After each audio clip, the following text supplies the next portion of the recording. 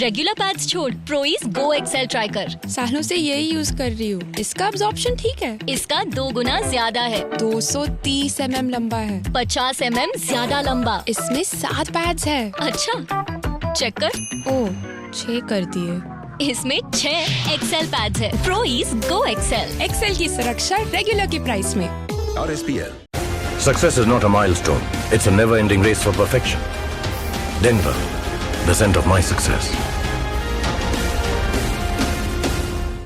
Success is not a milestone. It's a never-ending race for perfection. Denver, the scent of my success.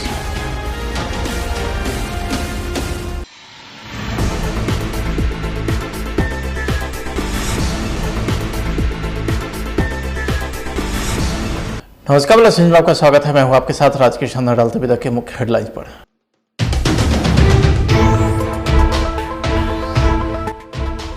Bihar के CM Nitish Kumar के MLC Ghulam Rasool बलियाबी ने बाबा रामदेव और PM को लेकर पूरी तरीके से हमलावर दिखे।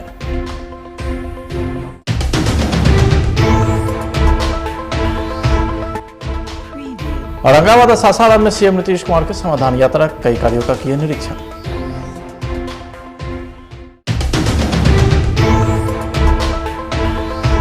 मधुबनी में प्रहलाद झा की बेरहमी से हत्या मामले में 3 आरोपी अब तक फरार।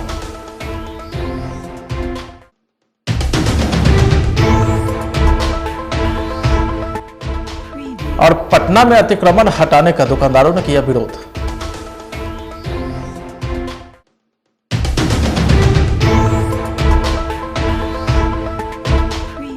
अब खबरें विस्तार से। बिहार के सियासी पारा काफ़ी गर्म है, जहां एक बार फिर से जदयू के वरिष्ठ नेता एमएलसी गुलाम रसूल बलियाबी ने पीएम नरेंद्र मोदी, बाबा रामदेव और बाबा बागेश्वर पर ताबड़तोड़ हमला बोला है। उन्होंने खुले मंच से बाबा रामदेव पर निशाना साधा और कहा कि बाबा रामदेव भारतीय नहीं है, वह CIA पाकिस्तान के लश्कर है तैयबा मोहम्मद से उसका कनेक्शन है, इसकी जाँच होनी चाहिए। और इतनी संपत्ति कहाँ से आया, इसकी भी जाँच होनी चाहिए। भड़काऊ बयान वही लोग कर सकते हैं जो संवैधानिक और सामाजिक और संसदीय बात कर सकता है। अगर पाकिस्तान के आतंकियों से निपटने में आपको डर लग रहा है ना, क्या है, तो सिर्फ 30% फौज में मुसलमान के बच्चों को जगह देगा। जब पाकिस्तान का कदीर मिसाइल बनाकर भारत को आंखें दिखा रहा था, तो नागपुर से कोई बाबा जवाब देने नहीं आए थे। क्या वो मुसलमान का बेटा APJ अब्दुल कलाम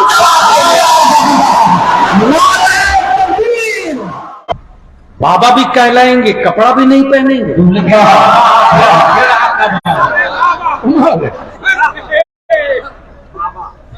बाबा भी कहलाएंगे, कपड़ा भी नहीं पहनेंगे। ये भारत है जी, भारत। क्या हमारे भारत की एक तहजीब और संस्कृति है।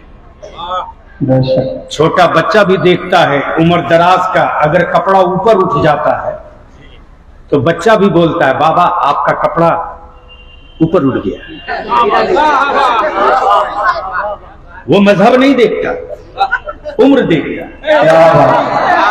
वो धर्म नहीं देखता, उम्र देखता है कि बाबा का कपड़ा उठ गया। सीएम नीतीश कुमार सासाराम गए हैं। आपको बता दें कि सासाराम और औरंगाबाद में सीएम नीतीश कुमार की समाधान यात्रा है। सासाराम के नेकड़ा गांव में वो लोगों से मुलाकात किए, कई कार्यों का निरीक्षण भी किए, राजकीय पिछड़ा वर्ग कन्या आवासीय उच्च विद्यालय की छात्राओं से मुलाकात भी किए, सबराहाले में समीक्षा बैठक भी किए हैं। तो वहीं औरंगाबाद में समाधान यात्रा वारुण प्रखंड के कंचनपुर में पंचायत भवन का उद्घाटन किए, साथ ही विकास योजना का निरीक्षण भी किए। भैया पीछे रखा, हाँ पीछे रखा।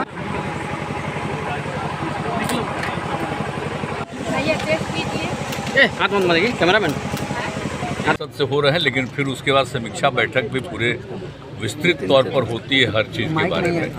और यहाँ पर कोई जो कमी है, कोई दिक्कत है, और उसके बारे में सब लोग तो रहते ही है। और पटना से भी सारे लोग अधिकारीगण कुछ तो यहाँ भी रहते हैं, कुछ वहाँ रहते हैं। तो एक एक चीज़ की जानकारी ले ली जाती है। और हम तो पहले ही कही चुके हैं, एक बार पूरा घूम लेंगे और उसका उन लोगों को 2-3 दिन के बाद एक बार फिर पूछ लेंगे कि जितना सबका है आगे क्या तो जान लेंगे, जो भी करना पड़ेगा हम लोग तो करेंगे, तो इसलिए तो घूम रहे हैं। पर्यटन स्थल है सर।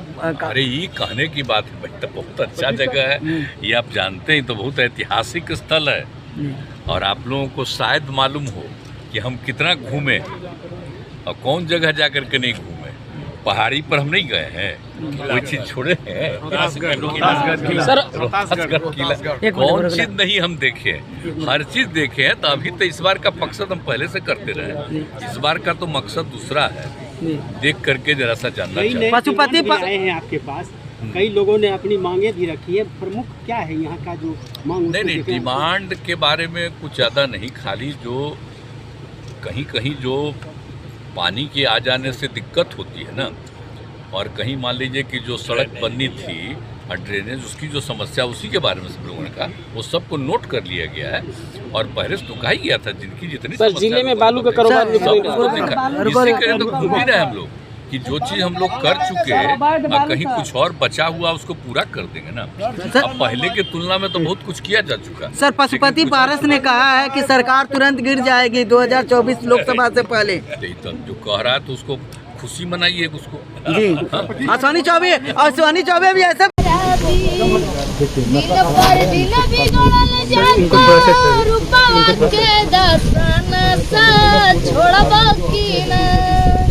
दिन पर दिन बिगड़ल जाता, रूपवा के दर्शन सा छोड़ब की तोहरे फिक्रिए भइनी गलल बतासा सा छोड़ब की ना, तोहरे फिक्रिए भइनी गलल बतासा सा छोड़ब की ना, दारू न पीना भैया पागल फिरोगे तुम बाजार में, दम निकलेगा यार सजेगा, रोवेगी प्यारी बहना, होगी बड़ी खराबी, होगी बड़ी खराबी। पटना में आईटी रेड के बाद जेडीयू एमएलसी राधाचरण सेठ का बयान आया है कि मेरे पास सभी खातों के दस्तावेज मौजूद हैं, किसी की शिकायत पर यह रेड हुई होगी, बनिया का बेटा है, इस रेड से डरने वाले नहीं हैं। 2005 में भी रेड हुई थी, लेकिन बाद में सरकार को पैसा लौटाना पड़ा था। भाग्य समझते हैं कि हमारे यहाँ आईटी का रेड हुआ, आईटी का भरम था कि बहुत हमारे यहाँ पैसा मिलेगा, लेकिन जितना हम व्यवसाय, आज 50 साल से व्यवसाय हमारे परिवार कर रहा है, सैकड़ों खाता है, अगर उसमें देन लेन का हिसाब किताब इनकम टैक्स में नहीं दिए होंगे तब न बेनामी खाता होगा। हमारे यहाँ 4-5 एस्टेट में संपत्ति है, होटल है, अगर इनकम टैक्स में नहीं रिटर्न दिए होंगे तब ना हम मने होगा। नहीं, कई कहा जा रहा है कि बालू के कारोबार में आप सम्मिलित है और कई ट्रांजैक्शन, करोड़ों के ट्रांजैक्शन फर्जी ट्रांजैक्शन है। एक भी रुपया का फर्जी ट्रांजैक्शन नहीं निकलेगा। पूरे जितने अधिकारी गए थे उनको हमने पूरा भरपूर सहयोग दिए हैं, अधिकारी भी हमको पूरा सहयोग दिए हैं।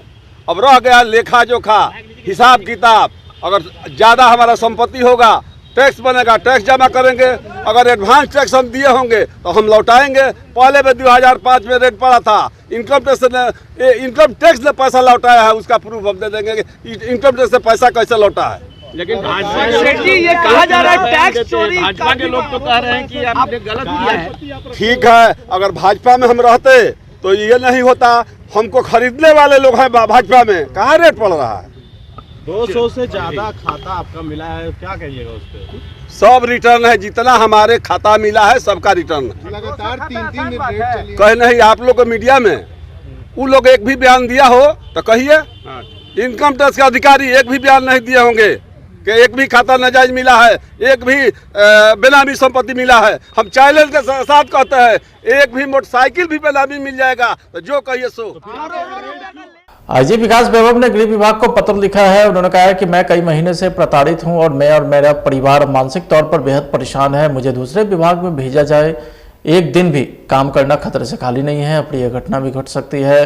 विभाग नहीं बदलने पर उन्होंने अवकाश की मांग की। आपको बता दें कि शोभा होतकर और आईजी विकास वैभव के बीच ये जो मामला है वो लगातार तूल पकड़ता जा रहा है।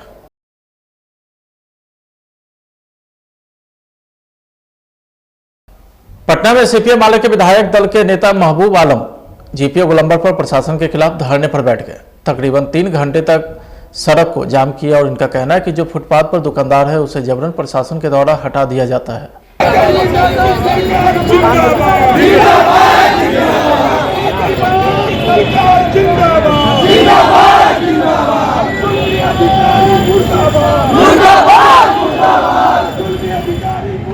इसका सफाई वो खुद नहीं करता। दिन 12 बजे आता है गाड़ी, कब सफाई करेगा? जो भोर में आना चाहिए, रात में करना चाहिए, ये नहीं करता है। तो ये जो जुल्म है, ये सितम है, इसके खिलाफ हम लोगों ने आज धरना प्रदर्शन किया और हम मांग करते हैं कि street vendors protection and livelihood under regulation act जो 2014 है, जिसके तहत रोजगार करने का फुटपाथ हमारा अधिकार है, ये कानून है। और हमको स्वनिधि योजना के तहत प्रधानमंत्री ने भी कर्ज दिया है और माननीय मुख्यमंत्री ने भी हमको वैधानिकता प्रदान की है। तब ऐसा जुल्म क्यों हो रहा है? इसलिए हमारा इसका विरोध कर रहे हैं।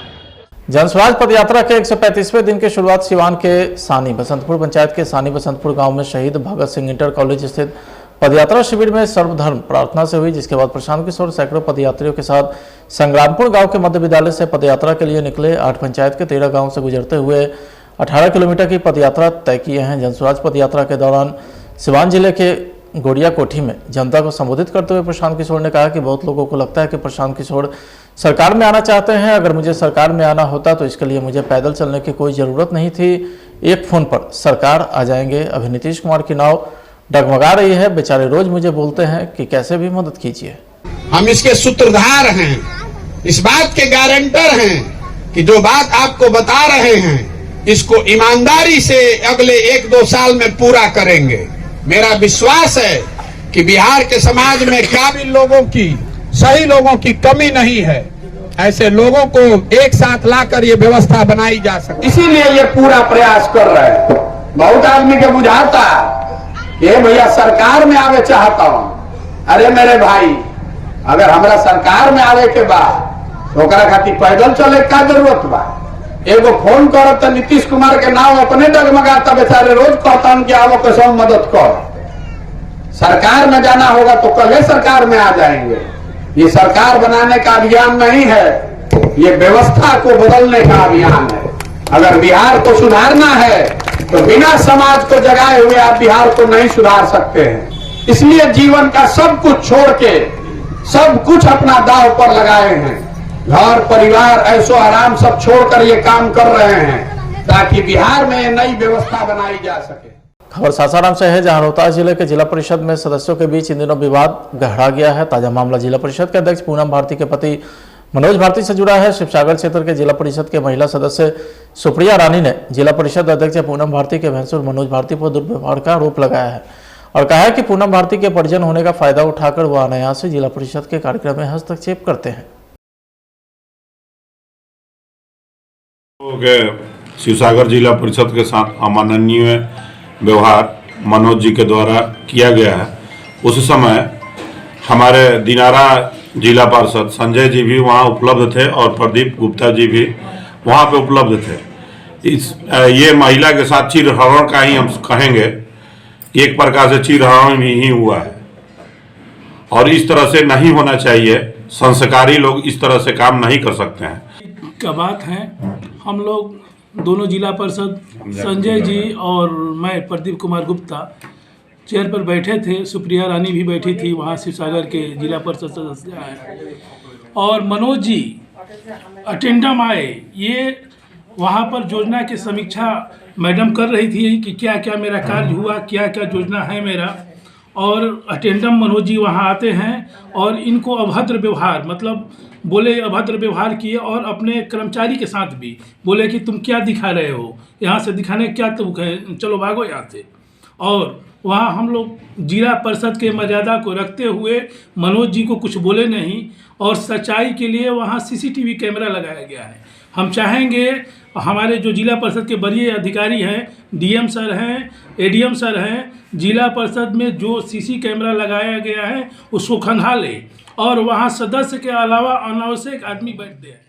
12 दिन पूर्व एक निर्धन परिवार में जन्म लिए युवक प्रहलाद झा की बेरहमी से हत्या के बाद से मृतक की मूक बधिर लाचार मां, दोनों पांव से विकलांग बेहोश पिता और 2 अबला बहनों का आंसू रुकने का नाम नहीं ले रहा है। बात बात में यह निर्धन परिवार के लोगों के आंखों से दर्द बनकर आंसू निकलता है। इकलौते प्रहलाद झा जो निर्धन और अबला के घर का सहारा था, आशा और उम्मीद का एकमात्र किरण था, उसे इन बेबस निर्धन और लाचार परिवार से हत्यारों ने छीन लिया। घटना के संबंध में मृतक प्रहलाद झा के पिता दिगंबर झा ने हमारे संवाददाता से बातचीत की। उन्होंने कहा कि घटना की रात जब वे लेटे हुए थे, इतने में 2 बाइक पर सवार 4 हत्यारा आया और बेटे को आवाज़ लगाकर बाहर बुलाया। जैसे ही प्रहलाद घर से बाहर निकला तो उसे जबरन बाइक पर बैठा लिया गया। रात भर वे लोग उसे खोजते रहे लेकिन कहीं नहीं मिला। थक हार कर सुबह घर आकर बैठे ही थे कि एक महिला ने आकर बताई कि उसके बेटा का शव खेत में फेंका है। मृतक के पिता दिगंबर झा के बयान पर मामला दर्ज कर त्वरित कार्रवाई करते हुए एक आरोपी को सुरसंड से गिरफ्तार कर तत्काल लोगों के बढ़ते आक्रोश को शांत करने का काम किया, लेकिन बाकी के 3 आरोपी अब तक फरार हैं। अभी हम आए हुए हैं बेनीपट्टी थाना अंतर्गत आता है बसैट गांव में एक निर्मम हत्या का वारदात को अंजाम दिया गया है। इससे पूर्व भी बेनीपट्टी निर्मम हत्या का गवाह बनता रहा है। एक आरटीआई एक्टिविस्ट का हत्या इससे पूर्व में भी निर्ममतापूर्ण तरीका से करके लाश को ठिकाना लगाने के लिए जंगल में बीन दिया गया था। उसी तरीका से प्रहलाद का भी हत्या पूरे निर्ममतापूर्ण तरीका से किया गया है। यहाँ कैमरा पर्सन इधर दिखाएं। यहाँ प्रहलाद के माताजी जो मूक बधिर है, पिताजी जो विकलांग है, पैर से लाचार है, इस अबला माँ बाप के भरोसे का चिराग को इनसे छीन लिया गया है। देखा जाए ये बहन है। अब इस परिवार पर ऐसी विपदाएं आ गई है जो मूक बधिर माँ, लाचार पिता, बेबस बहनें न्याय का गुहार लगा रहे हैं और अपने आगे के भविष्य के लिए चिंता में डूबे हुए आंसू बहाते कराहते ये परिवार प्रशासन से इंसाफ की मांग कर रही है। अब मैं इस विपदे हुए परिवार जिसका एकमात्र सहारा को इनसे छीन लिया गया, पूरे परिवार को एक साथ मैं दिखा रहा हूं। कैमरा पर्सन पूरे परिवार को दिखाया जाए। आपके बेटा के साथ जो ये घटना हुआ कैसे हुआ? सुबह में 4 बजे मेरा बेटा उठ कर दुकान हम करते हैं सोम शुक्रकुर, प्रसादी बेचते हैं बाबा के पास। बाबा को दूध चढ़ता है उस जगह। हम बहुत कमज़ोर हैं, आर्थिक बहुत कमज़ोर हैं। हम उसी बेच के अपना हम गुजर करते थे। मेरा शरीर से भी लाचार है। शरीर से भी लाचार है। आपकी पत्नी भी मूक बधिर है। अब पत्नी भी है। अभी तक हमको पोस्टमार्टम रिपोर्ट नहीं मिला है। आज 9 रोज हो गया मेरा लड़का को मरे हुए है। अभी तक पोस्टमार्टम कागज नहीं मिला है। 9 दिन हो गया। हाँ 9 दिन हो गया आज 9 दिन। अच्छा, इस हत्या में गिरफ्तारी भी हुई है? हाँ, एक हुई है, भरोस राम हुई है। अच्छा। और 3 नहीं पकड़ाया है अभी तक। भरोस राम अभी पकड़ हुआ है। धैर्जू यादव, मिथिलेश सहनी, कमरुल यादव, 3 ठो अभी तक नहीं पकड़ाया है। 3 ठो अभी तक नहीं पकड़ाया है। से चिराग बुता गेले। उन्होंने एकदम गरीब आदमी छे, माय बौक छे, बाप नांगर छे, एकटा सहारा छलैया, ओकरो जे छे से हत्यारा सब उठा देलकै ऊपर। तकरा कड़ी से कड़ी सजा भेटक चाही। ई प्रशासन से, मीडिया से हमर रिक्वेस्ट है। अपना परिचय बताइए। हमर नाम भेल अशोक कुमार चौधरी। घर चांदपुर पट्टी। बसैट चांदपुर पट्टी। बसैट चांदपुर पट्टी यानी कि इसी बस्ती में? हाँ, यही बस्ती में, यही टोला में, आगा पाछा एकदम वही काट। और लोग हैं यहाँ मौजूद, उनसे भी हम जानकारी चाहते हैं जो इस घटना के बाद ये लोग क्या चाहते हैं। उस चारों को हमारे हिसाब से उम्र कैद होना चाहिए, चारों को, बस और कुछ नहीं चाहिए। उम्र कैद होना चाहिए। एक को गिरफ्तार किया है, 3 अभी तक फरार है। पुलिस अब बेनकाब हो रही है। पुलिस बस यही कर रहे हैं। यानी कि आपका कहना है जो अपराधी मस्त और पुलिस पस्त। बिल्कुल सही कर रहे हैं। हाँ, बिल्कुल सही कर रहे हैं। पुलिस अगर चाहेगी अगर तो कहीं से पकड़ के लाए, बस इसलिए कर रहे हैं। 9 दिन गुजर गया। अभी 9 दिन गुजर गया, दूसरा गिरफ्तारी नहीं हो पाया। नहीं हो पाया। अच्छा, अपना परिचय बताइए। मेरा नाम वो धीरज झा, घर बसैट। मधुबनी के जयनगर थाना पुलिस ने मादक पदार्थ के साथ एक विदेशी युवती को गिरफ्तार किया है। जयनगर थाना में आयोजित प्रेस वार्ता में पुलिस को एसडीपीओ विप्लव कुमार ने बताया कि पुलिस को गुप्त सूचना मिली थी कि कमला बाड़ी धौड़ी टोला में एक नेपाली 19 साल की युवती अपने सहयोगियों के साथ नेपाल से मादक पदार्थ की तस्करी कर भारत में किसी व्यक्ति को खपाने जा रही है, जिसके बाद टीम का गठन कर उसे गिरफ्तार किया गया। मधुबनी जिले के रहिका थाना क्षेत्र के अंतर्गत रहिका बाजार एफसीआई गोदाम के सामने से 2 शराब तस्कर को एक बाइक और एक स्कूटी के साथ पुलिस ने गिरफ्तार किया है। गिरफ्तार शराब तस्कर के द्वारा नेपाल से 230 बोतल नेपाल निर्मित देशी शराब ले जाया जा रहा था। सामने से रहिका पुलिस की गाड़ी को आता देख दोनों तस्कर घबरा गया और दोनों 2 चक्का वाहन आपस में टकरा गया। पुलिस दोनों वाहनों को दुर्घटना को देखकर जैसे ही पूछताछ करने के लिए बढ़ी, दोनों वाहन पर शराब देखकर तस्कर को गिरफ्तार कर लिया। वहीं पुलिस शराब सहित दोनों वाहनों को कब्जे में लेते हुए थाना लेकर आगे की कार्रवाई में जुट गई।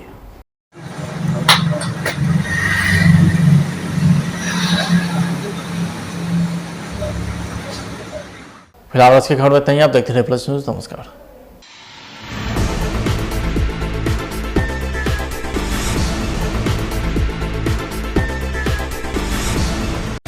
Success is not a milestone. It's a never-ending race for perfection.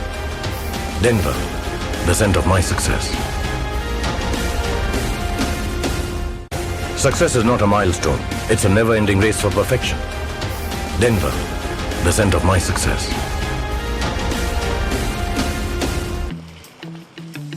Regular pads छोड़ प्रोइज गो एक्सेल ट्राई कर। सालों से यही यूज कर रही हूँ। इसका अब्जॉर्प्शन ठीक है। इसका 2 गुना ज्यादा है। 230 mm लंबा है। 50 mm ज्यादा लंबा। इसमें 7 पैड्स है। अच्छा, चेक कर। ओह, 6 कर दिए। इसमें 6 एक्सेल पैड्स है। प्रोइज गो एक्सेल। एक्सेल की सुरक्षा रेगुलर की प्राइस में। RSPL